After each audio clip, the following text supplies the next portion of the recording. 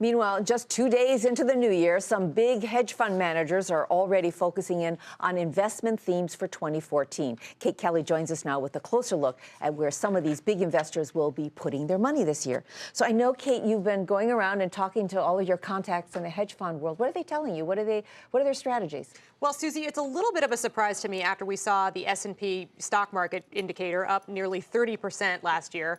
But people are still bullish on stocks, I have to say, and they're looking at some specific things, which I can talk about. But dividend-paying stocks, for example, continue to be popular, and also event-driven. That means, mergers and acquisitions that are about to occur, that the market thinks may occur, that may create some rise in value later on. So there are some specific focal points, but really, stocks are a favorable area still. How did they do as a group in 2013? Would I have been better off in an index fund? Very good question, Tyler. You would, and you always would be, to be honest with you. If we look at a chart I got of the S&P 500 versus the average hedge fund, the hedge fund always underperforms the market. Now, a defender of hedge funds would say that's kind of the point. You don't want to put your whole portfolio into a hedge fund. It is a so-called hedging mechanism, so it's a way to kind of diversify your portfolio. But really, unless you're with one of the superstar hedge funds, which charge enormous fees in some cases, you're probably unlikely to beat the market. Well, tell us what some of these superstars are doing. I mean, we look at hedge funds as doing things that the average investor doesn't do, even the average institution. Is there anything that surprised you? That's a good point. And they're picking spots that you and I probably wouldn't pick if we were playing the markets. For instance, there was a hedge fund manager that sold gold puts. Basically, they were very bearish on gold and made a fortune last year. That was in the Wall Street Journal today.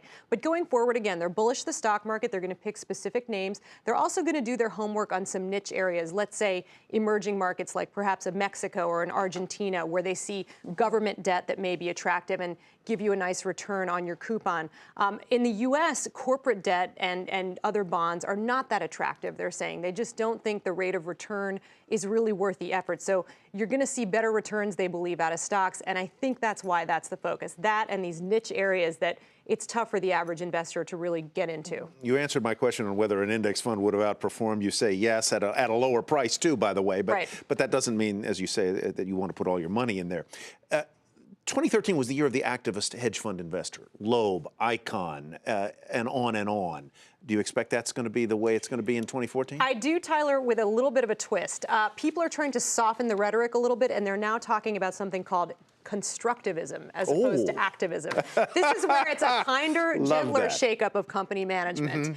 And I think they're doing that because it's becoming so popular, and they don't want companies to fear them and fend them off. All right, Kate, thanks very much. Thank you. Happy New Year to you.